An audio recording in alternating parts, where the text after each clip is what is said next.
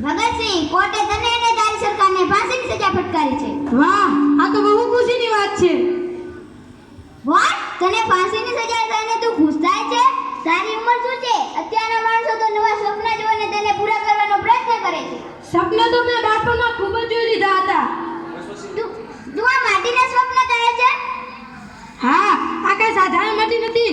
આ જલિયાવાલા બાગની માટી છે, જેમાં મારા દેશવાસીઓનું લોહી ભરેલું છે.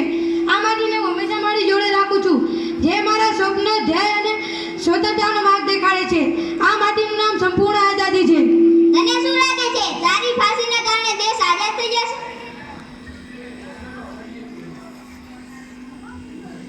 તને શું લાગે છે, તારી ફાંસીના કારણે દેશ આઝાદ થઈ જશે? जब बहता है खून शहीदों का, जब बहता है खून शहीदों का, तब बदलती है तकदीरें खामों की. મને ખબર છે કે મારું બલિદાન વ્યર્થ નહીં જાય.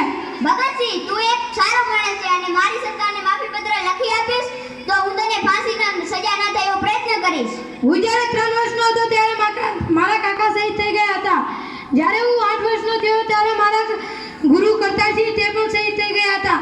જે બાળક બલિદાનોના વચ્ચે જન્મ્યું તે તમે વિચારી કેવી રીતે શકો છો કે તે તમારી સરકારને માફી પત્રક લખશે? કાલે સવારે સાથે ફાંસીની સજા લેવું આવશે અને રાત્રે તારો ઈરાદો બદલે તો મને કહી દેજે, હું ખાનગીમાં જઈને તારા માટે વાત કરીશ. दिल से ना निकलेगी मरकर भी वतन की उल्फत, दिल से ना निकलेगी मरकर भी वतन की उल्फत, मेरी मिट्टी से भी खुशबू आएगी, वतन खुशबू आएगी.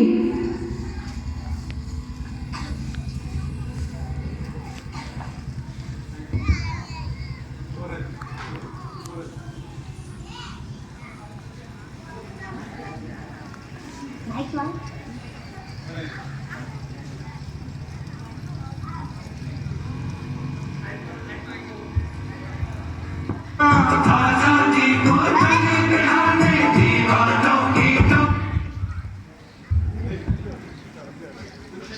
દેશ માટે આવા કેટલાય જે શહીદો એ પોતાના બલિદાન આપ્યા છે, ત્યારે આપણા દેશને મિત્રો આઝાદી પ્રાપ્ત થઈ છે.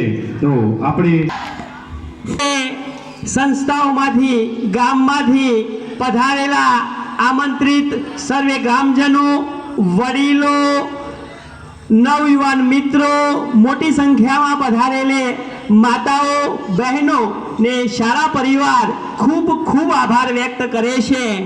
અમને આ શાળાને જે દાન આપ્યું છે એ સર્વે દાતાશ્રીઓનો પણ શાળા પરિવાર અને મંડળ ખૂબ ખૂબ આભાર વ્યક્ત કરે છે. મિત્રોનો પણ હું આચાર્ય વતી આભાર વ્યક્ત કરું છું.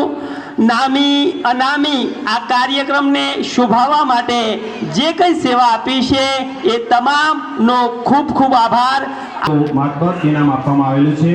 ખૂબ ખૂબ ધન્યવાદ.